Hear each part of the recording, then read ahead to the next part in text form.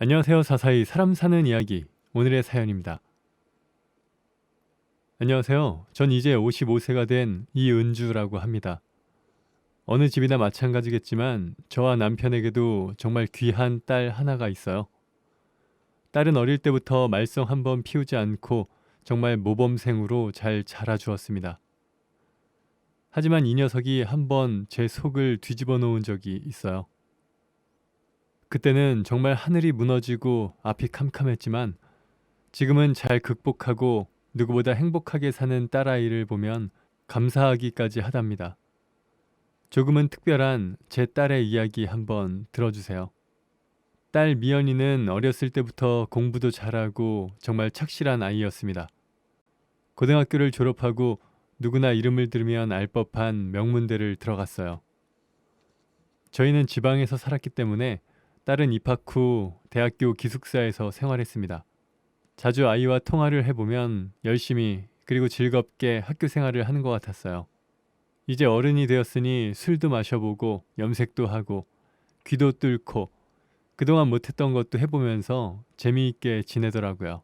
사실 또래들과 어울려 지내는 딸이 걱정되기도 했지만 저희 부부가 둘 다 맞벌이라서 서울에 올라가긴 좀 힘들었어요. 그래도 기숙사에서 생활을 하니 큰 염려는 하지 않았죠. 아이도 서울 생활에 적응하느라 바빠서 첫 학기 때는 집에 오지 못했습니다. 그래서 아이를 만나기 위해서 여름방학만 기다리고 있었는데 딸아이가 학교에서 계절 학기를 들어야 하고 과외 아르바이트를 끊을 수가 없다면서 방학에도 내려오지 못한다 하더라고요.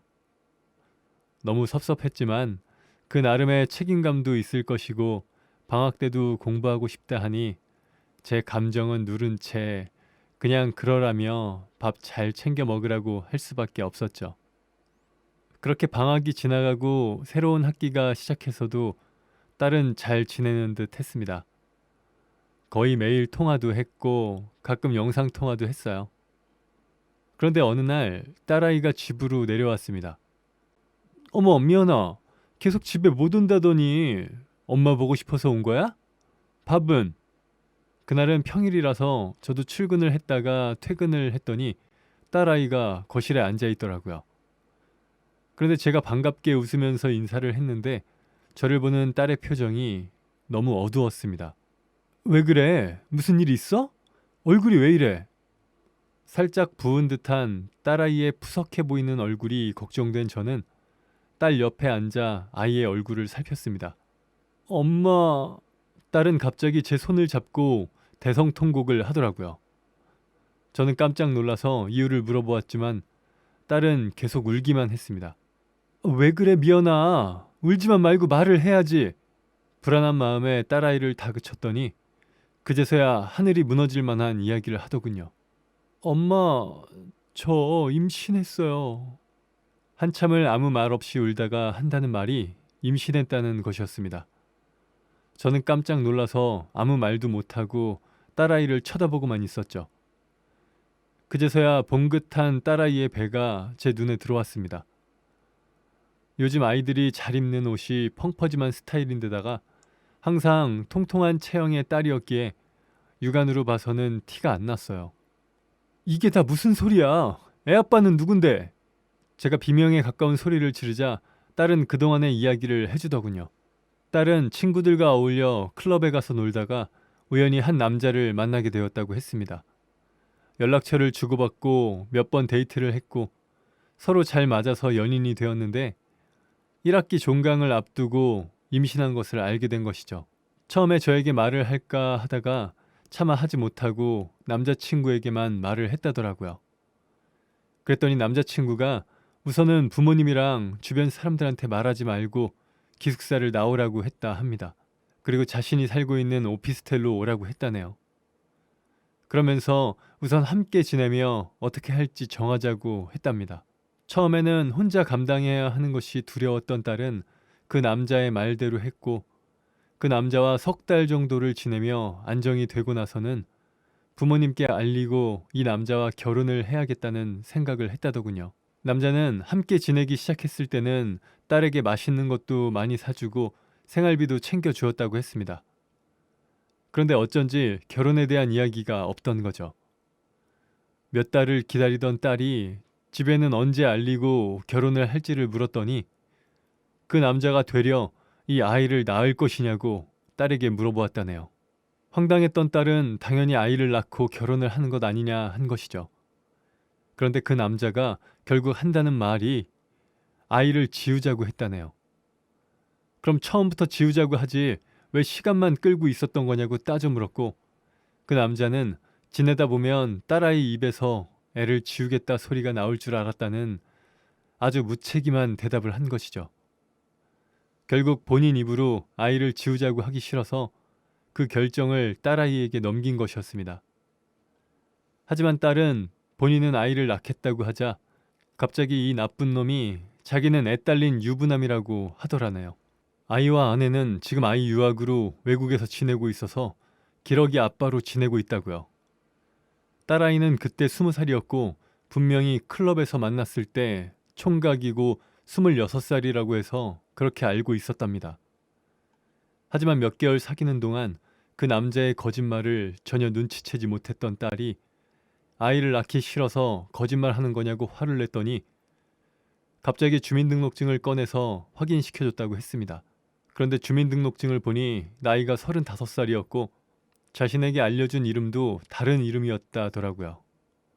남자의 새빨간 거짓말을 모두 알게 된 딸아이는 더 이상 이 남자와 지낼 수 없다고 판단되어 집으로 온 것이라 하더군요. 그동안 저한테 집에 못 온다고 했던 이유는 다 거짓말이었습니다. 아이를 임신해서 저를 피했던 것이죠. 울면서 저에게 모든 걸 힘들게 말하는 아이를 어떻게 할 수가 없었죠. 솔직한 심정으로는 네가 어떻게 나에게 이럴 수가 있느냐고 소리를 지르고 싶었지만 제 속도 이미 갈갈이 찢어졌을 아이에게 감정적으로 대하지 않으려 최대한 노력했습니다.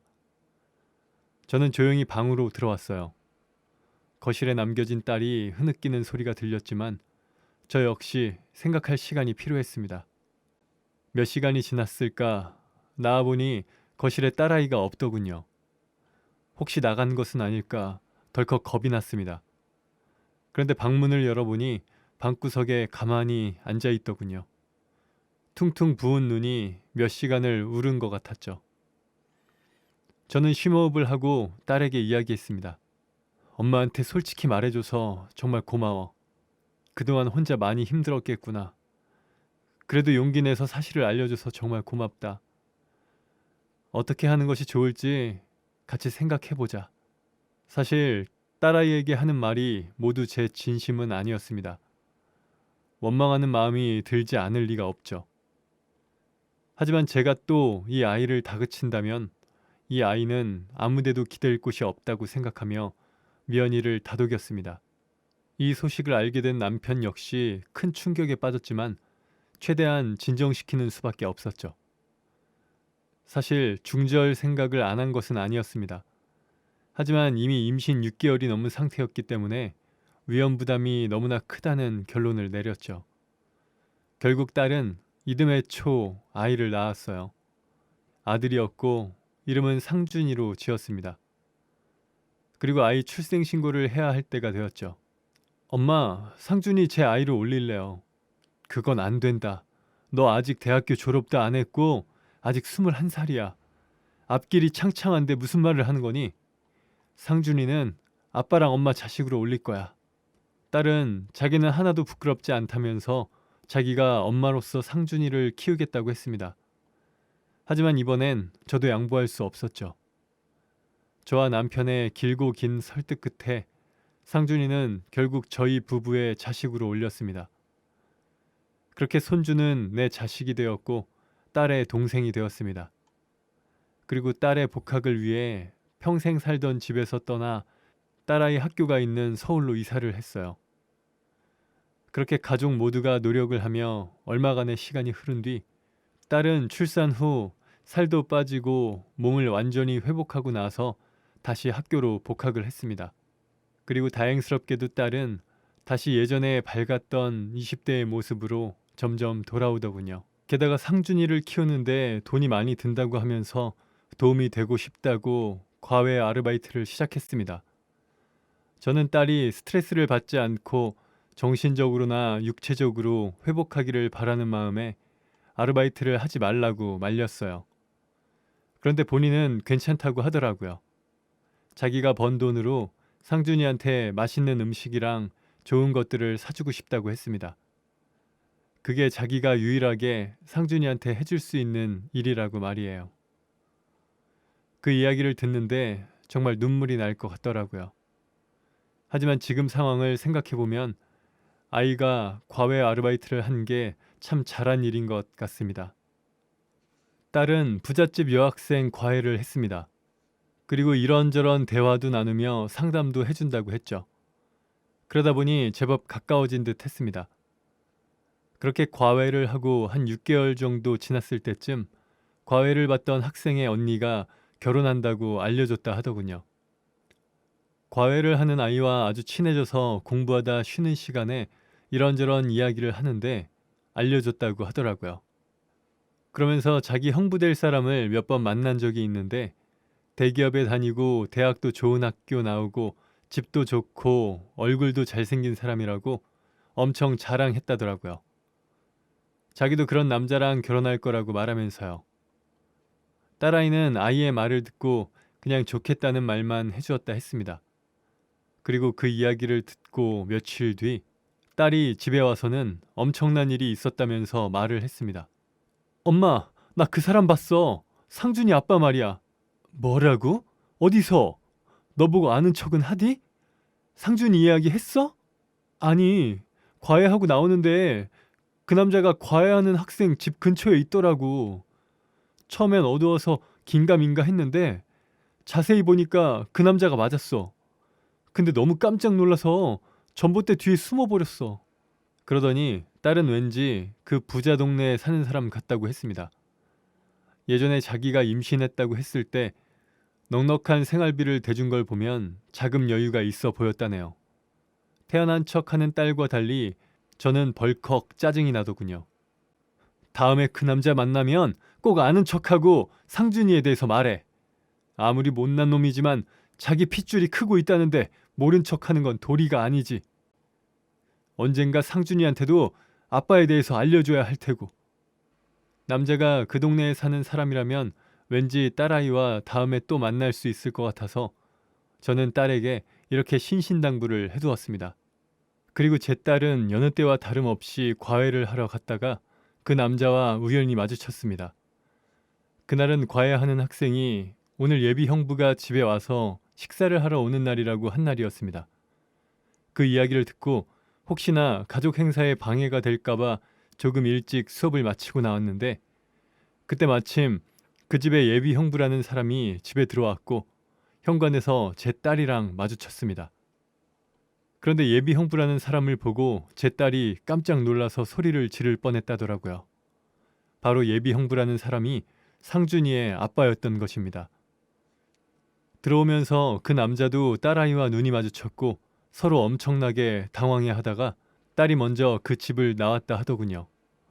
그렇게 그 집을 나온 딸이 어떻게 해야 하나 고민을 하다가 제가 예전에 말했던 게 생각이 나서 남자가 나올 때까지 밖에서 기다렸다고 했습니다. 상준이의 존재를 알려주려고요. 몇 시간 후 그 남자가 나왔고 딸아이가 조용히 따라가서 그 남자에게 상준이의 존재에 대해서 말을 해주었대요. 그리고 분명히 그때 애딸린 유부남이라고 했는데 지금 여기서 뭐 하는 거냐고 따졌다더군요. 오늘 학생한테 들었을 때 분명히 예비 형부가 식사하러 오는 날이라고 했는데 그럼 결국 내가 아이를 가졌다고 하니까 책임지기 싫어서 거짓말한 거였다는 거네? 그랬더니 그 남자가 불쌍한 표정을 하고는 이렇게 말했다고 하더라고요. 지금 저 집 첫째 딸이랑 결혼하려고 하는 건 맞아. 그런데 너한테도 거짓말 한 적이 없어. 정말 내가 아기를 가졌을 땐 나 유부남이었어. 아이도 하나 있었고. 그런데 얼마 전에 그 아이 엄마가 사고로 죽었어. 아무래도 너한테 잘못을 해서 내가 벌을 받은 것 같아. 나 혼자 아이를 키우기 힘들 것 같아서 지금 재혼하려고 하는 거야. 그러면서 상준이에 관해서 물어보았다고 했습니다. 아이는 어떻게 크고 있는지 아픈 곳은 없는지 말이에요. 그리고 상준이 사진 좀 보여달라고까지 했다더군요. 이 아이가 내 아들 상준이구나. 널 닮아서 정말 예쁘네. 한참을 상준이 사진을 보다가 예전에 자기가 아이를 낳지 말라고 했던 건 본인 상황에서 어쩔 수 없었다고 하면서 정말 미안하다고 싹싹 빌었다고 했습니다. 그 모습을 본 딸은 왠지 진심처럼 느껴졌다고 하더라고요. 그래도 지금 재혼하려는 여자가 너가 숨겨놓은 자식이 있다는 건 알아야 하지 않을까? 평생 상준이를 없는 사람 취급하려는 건 아니지? 딸이 당장이라도 결혼할 여자에게 상준이 존재를 말할 것처럼 행동하자 그 남자는 안 그래도 지금 결혼하려는 여자가 초혼이라서 부모님이 반대하는 걸 겨우겨우 설득해서 하는 거라고 한 번만 봐달라고 빌었다네요. 이미 죽은 부인하고 사이에서 아이도 하나 있어서 또 아이가 있는 걸 알게 되면 정말 결혼이 취소될 수 있다고 하면서 말입니다. 그 이야기를 듣고 딸이 어이없는 표정을 하고 아무 말도 하지 않자 그 남자가 딸에게 귀가 솔깃한 제안을 했습니다. 내가 상준이에 대해서 평생 모른 척하고 살겠다는 게 아니야. 당연히 내 자식인데 사람들한테 말해야지. 그런데 지금은 아니야. 나한테 시간을 좀 줄 수 없을까? 너가 그때 오피스텔을 나간 후로 사실 연락이 없어서 난 지금에서야 상준이의 존재를 알았으니까 나한테도 시간이 좀 필요해. 대신 내가 아이 양육비랑 생활비도 매달 보내주고 아이도 만나러 갈게. 아빠 노릇할게. 딸은 그 제안을 듣고 상준이의 미래를 위해서 부탁을 들어주는 것도 나쁘지 않겠다는 생각이 들었다 합니다. 하지만 아무 말 안 하고 넘어가면 자기한테 잘해주었던 과외 학생의 부모님께 죄짓는 것 같기도 해서 선뜻 대답을 못했다고 했습니다. 그래서 그 남자한테 한번 생각해보고 다시 말해주겠다고 하고 연락처를 받아 집으로 왔더라고요. 이 이야기를 저에게 해주면서 어떤 게 좋은 결정일지 잘 모르겠다고 이성적으로 판단을 좀 해달라고 하더군요. 저는 그 이야기를 듣자마자 눈이 뒤집히고 우라가 치밀어 올랐습니다. 내 딸 앞날을 망치더니 자기는 돈 많은 여자랑 결혼해서 살려고 미연이한테 그딴 부탁이나 하는 게 정말 쓰레기 같더라고요. 엄마, 그런데 그 남자의 제안을 받아주는 게 나하고 상준이한테 훨씬 좋을 것 같기는 해. 어차피 숨겨놓은 자식이 있다고 밝혀봤자 그 남자 결혼만 깨지는 거고 나한테 득이 될 건 없는 것 같거든. 어차피 내가 그 남자랑 다시 결혼할 것도 아니고 과외 학생 가족들한테는 좀 미안하지만 상준이만 생각해보면 제가 너무 화가 나서 분을 사귀고 있는데 제 딸이 옆에서 이런 소리를 하더라고요. 그 순간 저는 그놈보다 제 딸이 더 나쁜 놈처럼 느껴져서 화를 버럭 냈습니다. 너 너무 이기적인 거 아니니? 그놈이 거짓말해서 결혼하면 그 여자는 어떻겠어? 입장을 바꿔서 생각해봐. 아마 그 여자는 너보다 더 힘든 삶을 살게 될 거야. 행복한 건 그 쓰레기 같은 놈뿐이라고. 그리고 돈 준다는 거랑 나중에 아이의 존재에 대해서 자기가 직접 밝히겠다는 걸 어떻게 믿어? 그랬더니 제 딸이 저한테 휴대폰을 내밀면서 자기가 그 사람이랑 대화한 걸 다 녹음했다고 했습니다. 게다가 본인도 그 사람 말을 못 믿어서 직접 손으로 각서를 써서 달라고 했더니 그 자리에서 바로 자기가 말한 걸 그대로 각서로 써주었다고 하더라고요. 이런 증거가 있는데 약속을 안 지킬 수 없을 것이라고요. 각서에는 구체적으로 양육비와 생활비의 액수도 정확히 적혀 있고 그 남자의 서명도 분명하게 남아 있었습니다. 저는 우선 딸에게 내일 말하자고 하고 안방으로 들어갔습니다. 그리고 침대에 누워서 밤새 생각을 해보았죠. 그렇게 밤새도록 뒤척이며 내린 결론은 그 집에 사실을 말하는 것이었습니다. 그리고 다음날 당장 딸에게 과외하는 집으로 가자고 말했죠. 저와 제 딸이 갑자기 집으로 찾아가니 그 집 어머니가 놀라시더군요. 당연히 놀라시겠죠.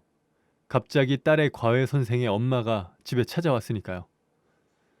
갑자기 집으로 찾아와서 죄송합니다. 하지만 저도 딸이 있는 입장으로 그냥 넘어가면 안 될 것 같아서 제가 직접 말씀드리려고 왔어요. 그리고 저는 그동안 있었던 사실을 다 이야기했습니다. 하지만 그 집 어머니는 제 이야기를 믿지 않더라고요.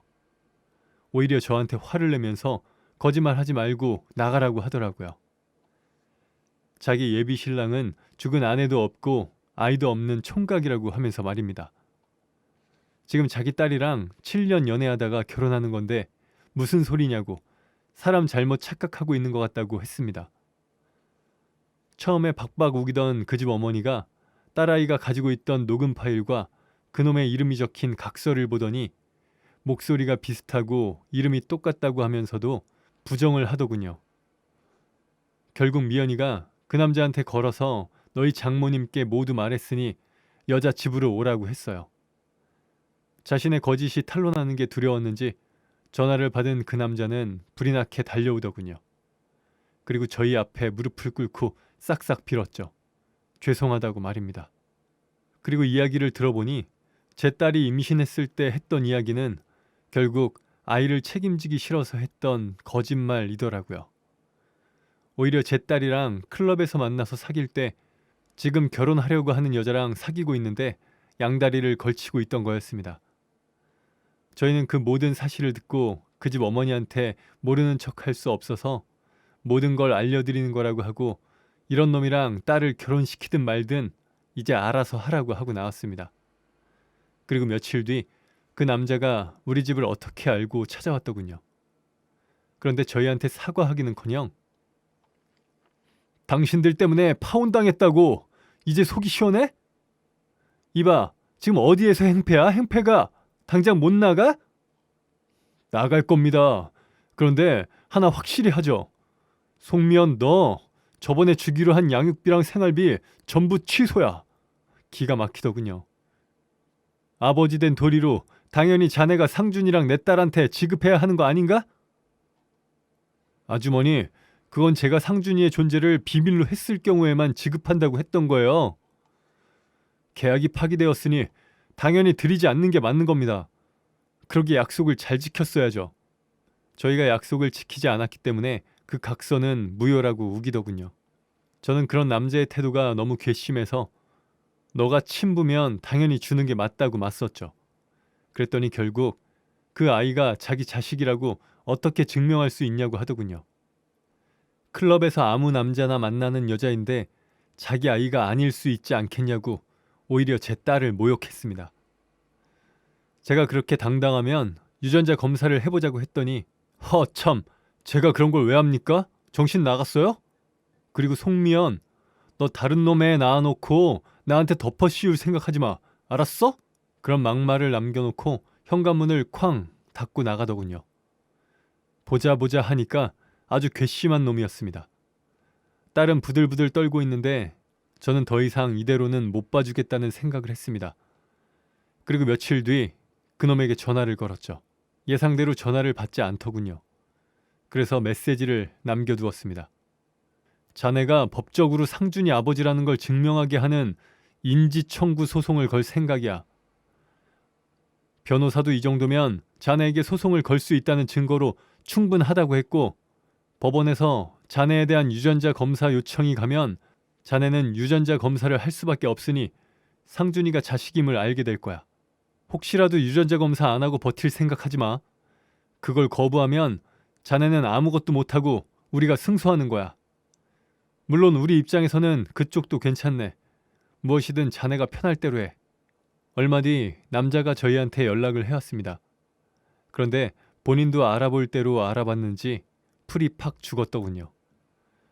그러더니 자신이 위자료와 양육비를 일시불로 지급할 테니 그것으로 끝내는 게 어떻겠냐고 했죠.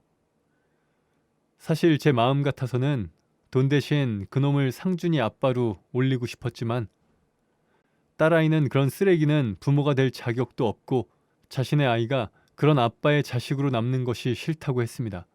괜히 저 사람 아빠로 올려놨다가 나중에 찾아와서 부양 어쩌고 하면 어쩔 거야? 싫어 엄마. 딸아이의 이야기를 들어보니 그런 아버지는 차라리 없는 게 나을 것 같아서 그렇게 하기로 하고 위자료와 상준이 20살 때까지의 양육비로 2억을 받고 그 사람과의 관계를 끝냈습니다. 그렇게 폭풍 같은 시간이 한바탕 지나갔네요. 그리고 몇 년이 지난 지금은 상준이를 다시 딸의 자식으로 올리고 살고 있습니다. 미연이는 자기가 사람을 잘못 보고 사랑에 빠진 건 후회했지만 상준이를 낳은 건 후회가 없다고 하면서 당당하게 살고 있어요. 그 일이 있고 난 뒤 시간이 한참 흘러서 딸은 대학교를 졸업하고 회사에 다니면서 본인 좋다는 남자와 연애도 하고 집에 와서는 아이도 잘 키우면서 행복해하고 있습니다. 그러면서 본인이 구렁텅이에 빠졌을 때 끌어올려줬다며 아직도 저와 남편에게 고마워하고 있습니다. 그럴 때면 상준이의 존재가 제 딸의 발목을 잡을까봐 우리 부부의 아이로 올렸던 게 너무 미안해지더라고요. 요즘은 그 남자와 결혼 이야기가 오간다는데 사실 어떻게 될지는 모르겠어요. 결혼을 하던 안 하던 진짜 본인을 사랑해주는 사람을 만난 딸을 보면 저도 행복해집니다. 어떤 삶을 살던 딸이 정말 행복하게 살았으면 좋겠습니다. 저는 언제나 우리 딸 미연이의 유일한 편, 바로 엄마니까요. 지금까지 제 이야기를 들어주셔서 감사합니다. 네, 오늘 사연은 여기까지입니다.